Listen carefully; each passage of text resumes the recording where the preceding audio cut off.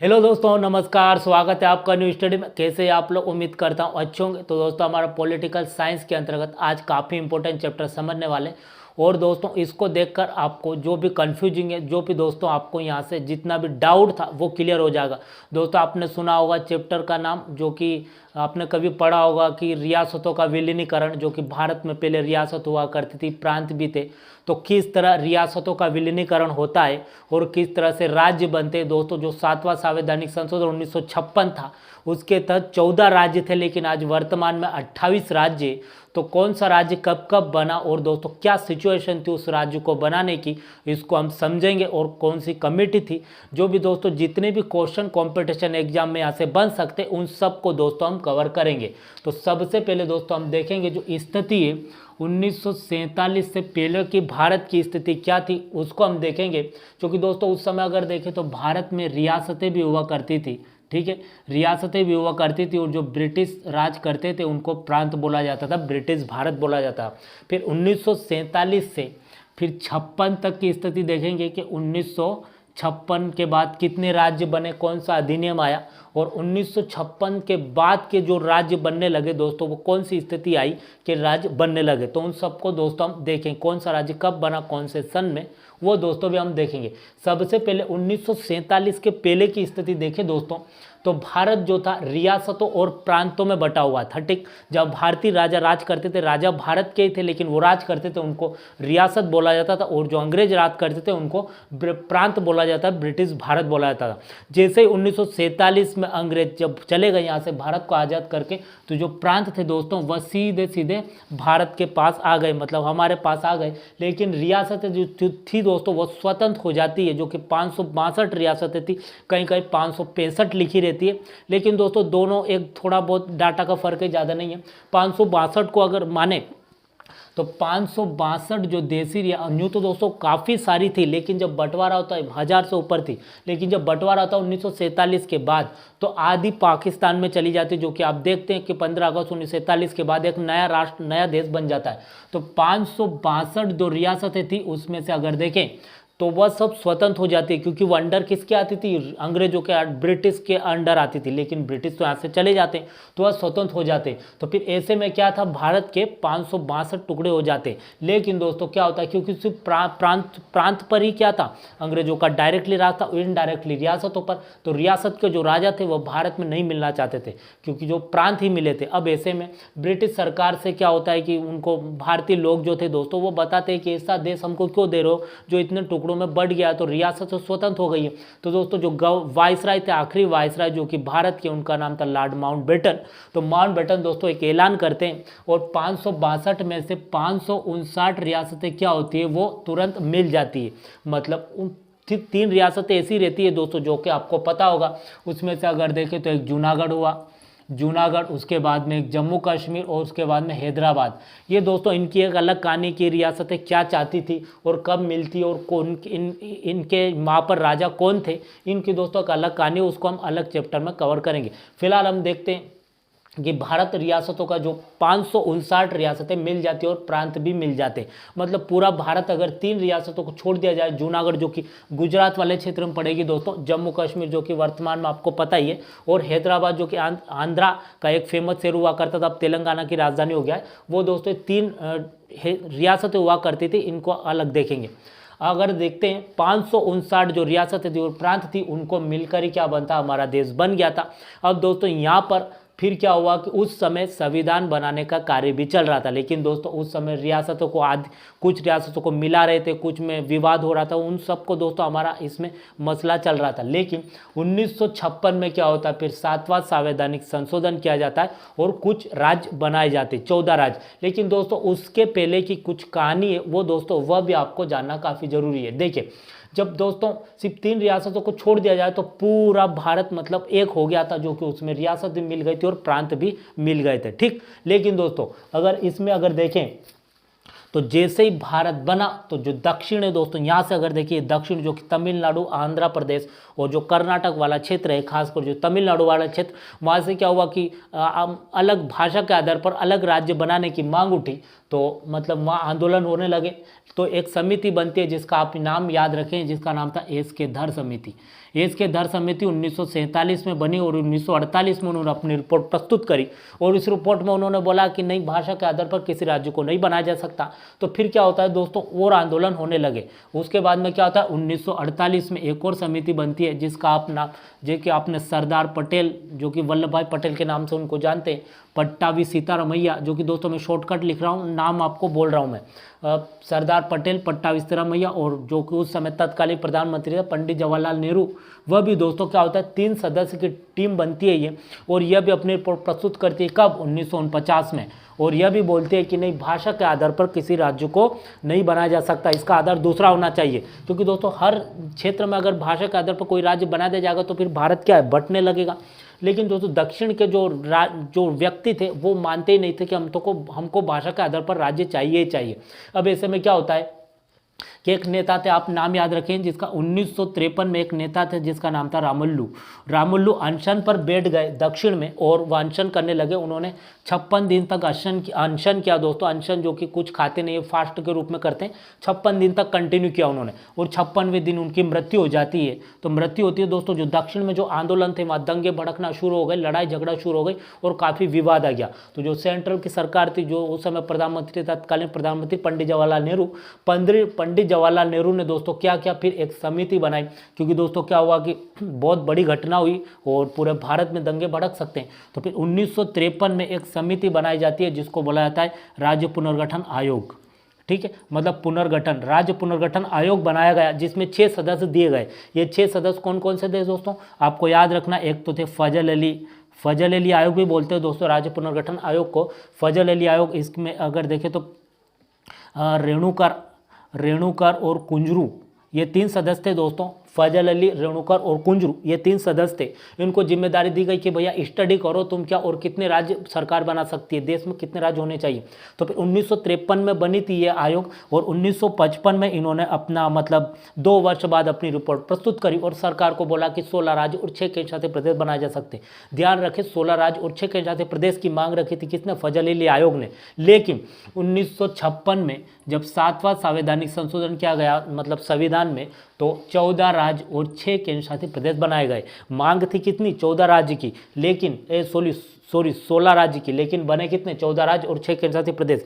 ये 14 राज्य कौन कौन से दोस्तों, इनको हम देखते हैं। तो फिर 1956 से रियासतें और प्रांतों को मिटा दिया गया और जो वर्ग थे दोस्तों, 1947 से 56 तक दोस्तों वर्ग हुआ करते, जो कि आपको पता होगा। 1947 से पहले रियासतें और प्रांत थे।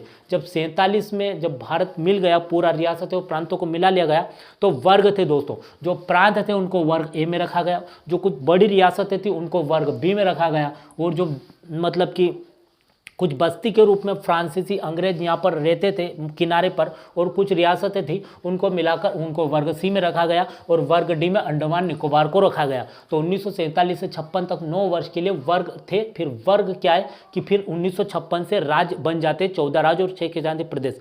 दोस्तों आप याद रखें, 1947 से पहले प्रांत और रियासतें हुआ करती थी।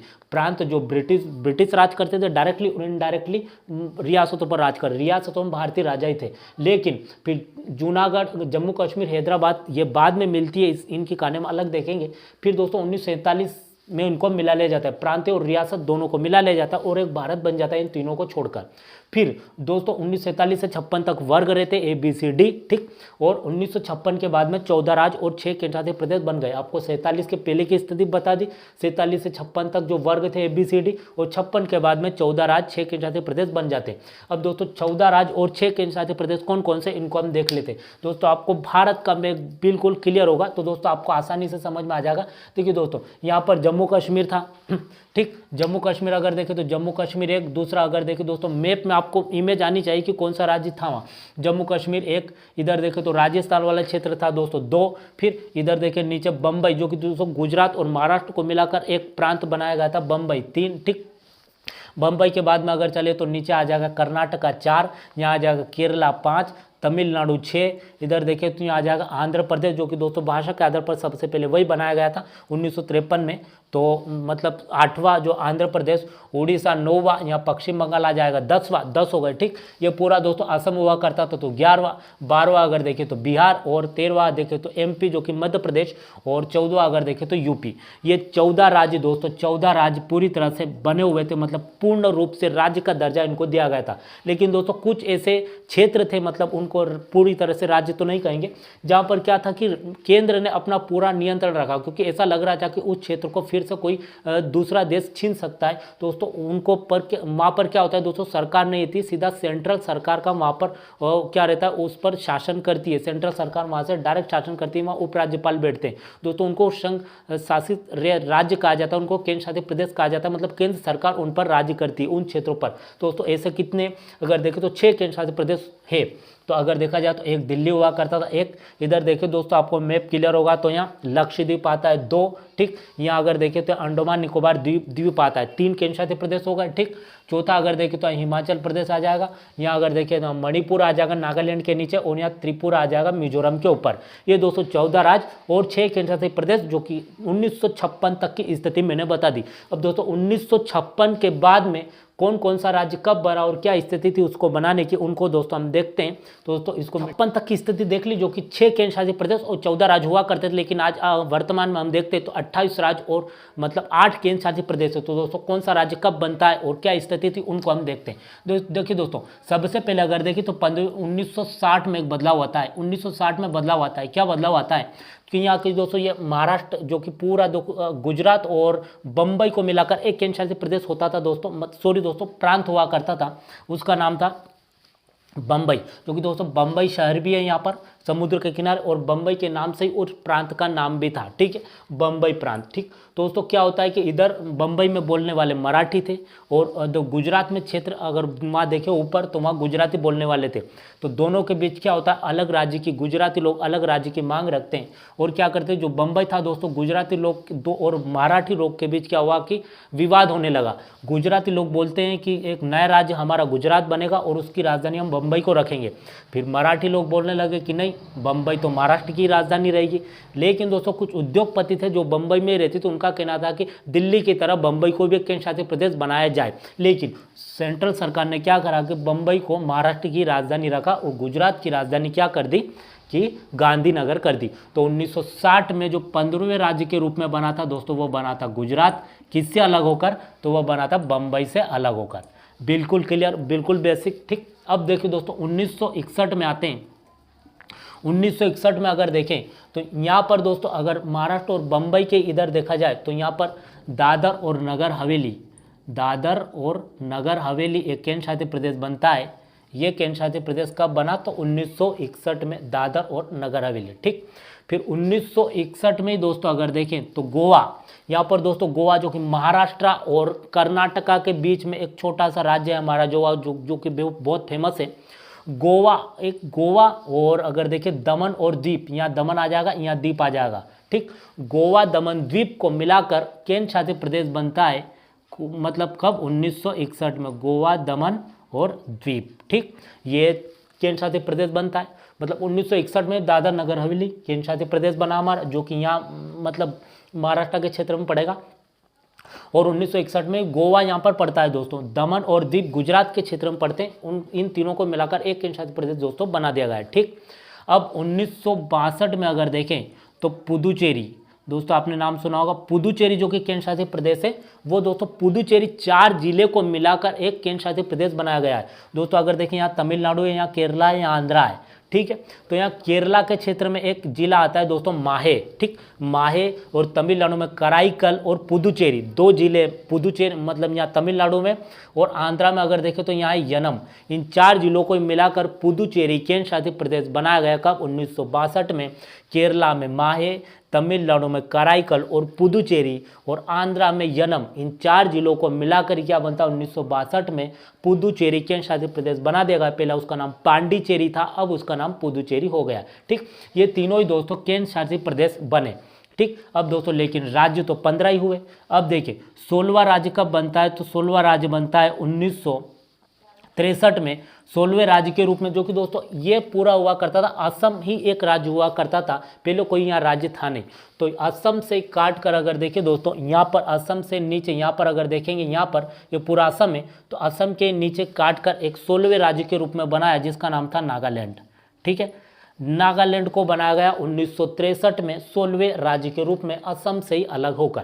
ठीक है, फिर 1966 में आते हैं दोस्तों, तो 17वें राज्य के रूप में बनाया गया। किसको? तो जो लड़ाई दोस्तों अगर देखें तो आंध्रा और मतलब तमिलनाडु और आंध्र प्रदेश की थी सबसे शुरू में, जो कि उनकी लड़ाई थी, वही चाहते थे भाषा के आधार पर राज्य बनाने की मांग, जो कि मैंने पहले ही बताया। तो वो चेन्नई के लिए लड़ रहे थे। कौन? तेलुगु, जो तमिलनाडु वाले लोग थे और जो तेलुगु बोलने वाले थे, दोनों चेन्नई के लिए। तो वो आंध्र प्रदेश वाले बोल रहे कि चेन्नई को आंध्र प्रदेश की राजधानी बनाई जाए, और तमिलनाडु बोल रहे थे कि नहीं, हमारी राजधानी बनाई जाए। तो दोस्तों वही मसला क्या होता है, यहाँ पर शुरू हो गया है यहाँ पर, क्योंकि इधर पंजाबी लोग थे और इधर हरियाणवी लोग थे। तो पंजाब और हरियाणा दोनों राज्य के लोग क्या कर रहे, विवाद करने लगे। किसके लिए? चंडीगढ़ के लिए, कि हरियाणा एक नया राज्य तो बने पंजाब से अलग होकर, लेकिन उसकी राजधानी चंडीगढ़ रखी जाए। तो सरकार ने क्या किया, दोनों की राजधानी तो चंडीगढ़ कर दी, पंजाब की भी चंडीगढ़ है, हरियाणा की भी चंडीगढ़ है, लेकिन उसको केंद्र शासित प्रदेश कर दिया। किसको? चंडीगढ़ को। चंडीगढ़ दोस्तों दोनों का अधिकार नहीं है उस पर, मतलब दोनों की राजधानी वहाँ है, दोनों का राज्य चलता है वहाँ से प्रशासन, लेकिन वो सेंट्रल सरकार के अंडर आता है। ठीक है, कौन? हरियाणा, सॉरी दोस्तों चंडीगढ़। तो पंजाब से अलग होकर 7वें राज्य के रूप में कौन बनता है? तो हरियाणा बनता है। ठीक है, 7वें राज्य के रूप में कौन बना? 1966 में पंजाब से अलग होकर हरियाणा। और पंजाब की राजधानी तो मतलब चंडीगढ़ है ही, हरियाणा की भी चंडीगढ़ हो गई, लेकिन चंडीगढ़ केंद्र शासित प्रदेश है। ठीक है, उसके बाद में आते हैं तो 18वें राज्य के रूप में दोस्तों जो बनता है वो बनता है 1971 में, जो कि हिमाचल प्रदेश, जो कि दोस्तों मैंने पहले ही बताया कि हिमाचल प्रदेश एक केंद्र शासित प्रदेश हुआ करता था, लेकिन अब उसको पूर्ण राज्य का दर्जा दिया गया। ठीक है, केंद्र शासित प्रदेश वही होते हैं दोस्तों जहाँ पर सेंट्रल सरकार का डायरेक्ट वहाँ से शासन चलता है। तो ये केंद्र शासित प्रदेश था, अब इसको देख लिया कि पूरी तरह से राज्य बनने योग्य है, मतलब अपना शासन खुद चला सकता है, तो इसको पूर्ण राज्य का दर्जा दिया। ठीक, 1972 में दोस्तों काफ़ी सारे बदलाव होते हैं। कितने होते देखिए, मतलब 19वें राज्य के रूप में अगर देखें तो हिमाचल प्रदेश को पूर्ण राज्य का दर्जा मिला। तो इसके साथ ही दोस्तों जो केंद्र शासित प्रदेश 2 हुआ करते थे, जैसे यहाँ मणिपुर दोस्तों, नागालैंड, जो कि 1963 में अभी देखा हमने, जो कि नागालैंड के नीचे ही दोस्तों क्या है, मणिपुर है। तो मणिपुर बनता है दोस्तों 19वें राज्य के रूप में, पूर्ण राज्य का उसको दर्जा दिया जाता है। ठीक है, 1972 में दोस्तों कब बन रहे हैं? 1972 में काफ़ी सारे बनते हैं राज्य। इंदिरा गांधी की सरकार से दोस्तों काफ़ी सारे बदलाव होते हैं। देखिए दोस्तों, फिर 20वें राज्य के रूप में अगर देखें तो मणिपुर भी केंद्र शासित प्रदेश, यहाँ त्रिपुरा आएगा दोस्तों, यहाँ त्रिपुरा आएगा और यहाँ ऊपर मेघालय आ जाएगा। तो यहाँ त्रिपुरा है दोस्तों, उसके नीचे मिजोरम आ जाएगा। तो जो त्रिपुरा है, त्रिपुरा भी क्या होता है, 20वें राज्य के रूप में पूर्ण राज्य का दर्जा मिलता है। हिमाचल प्रदेश, मणिपुर और त्रिपुरा तीनों ही केंद्र शासित प्रदेश थे, लेकिन समय के साथ तीनों को पूर्ण राज्य का दर्जा मिल जाता है। तो 1972 तक 20 राज्य हो गए थे। ठीक, इसके बाद में दोस्तों 72 में और भी बदलाव होते हैं, जो कि मेघालय मैंने ऊपर अभी बताया, यहाँ पर मेघालय आ जाएगा। तो मेघालय 21वें राज्य के रूप में 1972 में ही मेघालय 21वें राज्य के रूप में बनता है। ठीक, उसके बाद में 1975 में अगर देखें दोस्तों तो 22वें राज्य के रूप में सिक्किम बनता है, जो कि सिक्किम एक दूसरा देश हुआ करता था पहले। तो 1975 में उसको मतलब कि हमारे देश में मिलाया जाता है और 22वें राज्य के रूप में उसको मिलाया जाता है। ठीक है, 22 राज्य हो गए। अब देखिए दोस्तों 1986 में अगर देखें, 1986 में 2 राज्य और बनते, जो 1975 में अगर देखें तो यहाँ पर जो मिजोरम हुआ करता है दोस्तों, यहाँ पर मिजोरम है और ऊपर देखें तो अरुणाचल प्रदेश आ जाएगा। ठीक, तो मिजोरम और अरुणाचल प्रदेश को 1972 में केंद्र शासित प्रदेश बनाया गया था, लेकिन 1986 में दोनों को पूर्ण राज्य का दर्जा दिया गया। तो मिजोरम को पूर्ण राज्य का दर्जा दिया और अरुणाचल प्रदेश को भी पूर्ण राज्य का दर्जा दिया। तो 22 हो गए थे दोस्तों, 23वां मिजोरम, 24वां अरुणाचल प्रदेश। तो 1986 तक 24 राज्य हो गए हमारे। फिर 1987 में जो कि राजीव गांधी की सरकार थी दोस्तों, उस समय अगर देखें तो जो गोवा था, गोवा को पूर्ण राज्य का दर्जा दिया गया और गोवा 25वें राज्य के रूप में बन गया। तो 25 राज्य दोस्तों हो गए। अब सन 2000 में देखें दोस्तों तो 3 राज्य बनते, जैसे कि अगर देखते तो 26वां राज्य जो बनता है, मध्य प्रदेश से छत्तीसगढ़ बनता है। फिर से मध्य प्रदेश का पुनर्गठन होता है 1 नवंबर को, जो कि पुनर्गठन दिवस के रूप में मनाते हैं। तो 26वां राज्य। 27वां अगर देखें तो उत्तर प्रदेश से उत्तराखंड, ठीक है दोस्तों। और 28वां राज्य बिहार से यहाँ झारखंड। मैंने बताया कि जो भी राज्य दोस्तों एक से कटकर दूसरा अलग होगा तो उसके पास से ही अलग होगा वो, ठीक है दोस्तों। तो आपको जो राज्य कट रहा है वो उसके पास का जो राज्य है वो आपको मैप क्लियर होना चाहिए। तो 28 राज्य जो दोस्तों हो गए। और 2 जून 2014 को यहाँ आंध्रा आता है दोस्तों, आंध्रा से तेलंगाना बन गया। तो 29 राज्य, ठीक है। और केंद्र शासित प्रदेश अगर देखें तो उस समय हुआ करते 7 केंद्र शासित प्रदेश थे दोस्तों, 29 राज्य और 7 केंद्र शासित प्रदेश। लेकिन 5 अगस्त 2000 अगर देखें तो 19 को दोस्तों जम्मू कश्मीर को हमने पूर्ण राज्य बनाया। पहले उसको विशेष राष्ट्र का दर्जा था, अब दोस्तों उसको राज्य बनाया और उसके 2 पार्ट कर दिए हमने, उसको केंद्र शासित प्रदेश बना लिया। तो लद्दाख और जम्मू कश्मीर, तो दोस्तों 28 राज्य हो गए, ठीक है। और अगर देखें केंद्र शासित प्रदेश 9 हो जाते, लेकिन दादर और नगर हवेली और दमन और दीप दोनों को मतलब एक केंद्र शासित प्रदेश कर दिया, तो 28 राज्य और 8 केंद्र शासित प्रदेश हो गए दोस्तों। हमने 1956 से वर्तमान तक की स्थिति देख ली, जो कि अभी फिलहाल में भारत में 28 राज्य और 8 केंद्र शासित प्रदेश हैं। उम्मीद करता हूं आपको समझ में आया होगा। Thank you.